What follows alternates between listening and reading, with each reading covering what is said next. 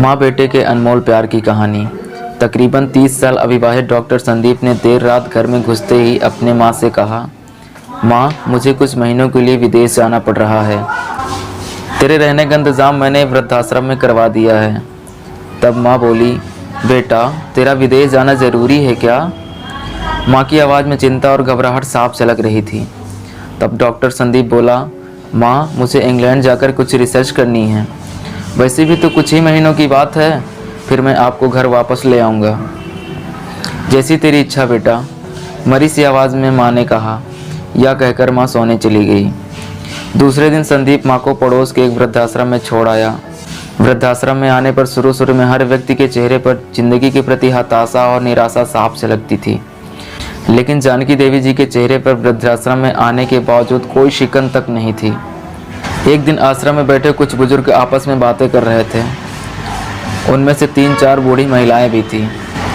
उनमें से एक महिला बोली, डॉक्टर को कोई सगा संबंधी नहीं था क्या जो अपनी माँ को यहाँ छोड़ गया?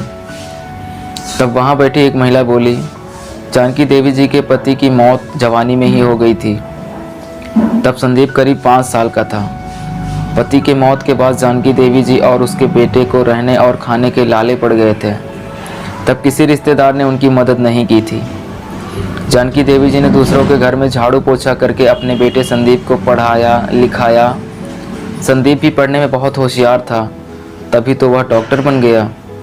वृद्धाश्रम में करीब 7 महीने गुजर जाने के बाद एक दिन जानकी देवी जी वृद्धाश्रम के संचालक मुकेश शर्मा के ऑफिस के नंबर से अपने बेटे को फ़ोन किया और कहा, संदीप तुम इंडिया आ गए हो बेटे, या फिर अभी इंग्लैंड में ही हो?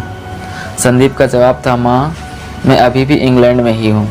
अब तो जानकी देवी जी जब भी हर 3-4 महीने पर फ़ोन करती तो संदीप का एक ही जवाब आता कि मैं अभी यहीं हूँ मेरी माँ। जैसे ही मैं अपने देश आऊँगा सबसे पहले तुझे अपने घर ले आऊँगा माँ। इस तरह समय गुजरता गया और 2 साल गुजर गए। अब तो वृद्धाश्रम के लोग भी कहने लगे कि देखो कैसा चालाक बेटा निकला, कितने धोखे से अपनी माँ को यहाँ छोड़ गया। तभी आश्रम का एक बुजुर्ग बोला, मुझे तो नहीं लगता कि डॉक्टर कोई विदेश गया होगा, वह तो बुढ़िया से छुटकारा पाना चाह रहा था।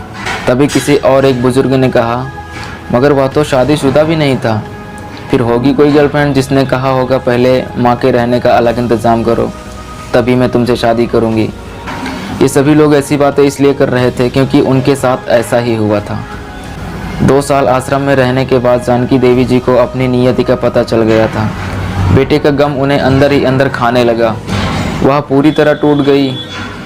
2 साल आश्रम में और रहने के बाद एक दिन जानकी देवी जी की मौत हो गई।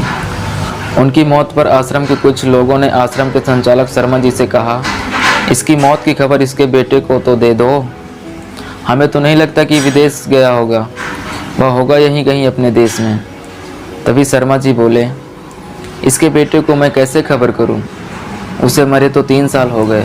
शर्मा जी की यह बात सुनकर वहां उपस्थित सभी लोग हैरान रह गए। तभी उनमें से एक बुजुर्ग बोला, अगर उसे मरे 3 साल हो गए तो जानकी देवी जी से मोबाइल पर बात कौन करता था? तब शर्मा जी बोले, वह मोबाइल तो मेरे पास है जिसमें उनके बेटे की रिकॉर्ड की गई आवाज़ है। एक बुजुर्ग ने पूछा, पर ऐसा क्यों?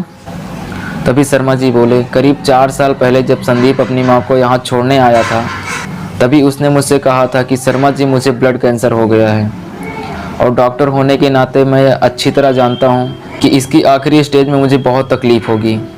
मेरे मुंह और मेरे मसूड़ों से खून भी आएगा। मेरी तकलीफ़ मेरी माँ से देखी नहीं जा सकेगी, वह तो जीते जी मर जाएगी। मुझे तो मरना ही है, पर मैं नहीं चाहता कि मेरे कारण मेरे से पहले मेरी माँ मरे। मेरे मरने से पहले 2 कमरों का एक छोटा सा हमारा फ्लैट है और जो भी घर का सामान आदि है वह मैं आश्रम में दान कर दूँगा। यह दास्तान सुनकर आश्रम के सभी लोगों की आंखें भी नम हो गईं। जानकी देवी जी का अंतिम संस्कार आश्रम में ही कर दिया गया। उनके अंतिम संस्कार में शर्मा जी ने आश्रम में रहने वाले बुजुर्गों के परिवार वालों को भी बुलाया।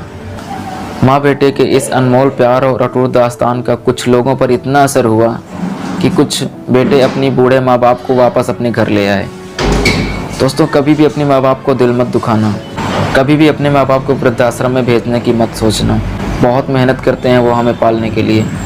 उम्मीद करता हूँ आपको ये स्टोरी अच्छी लगी होगी। अगर ये स्टोरी आपको अच्छी लगी तो वीडियो को लाइक करना, चैनल को सब्सक्राइब भी करना।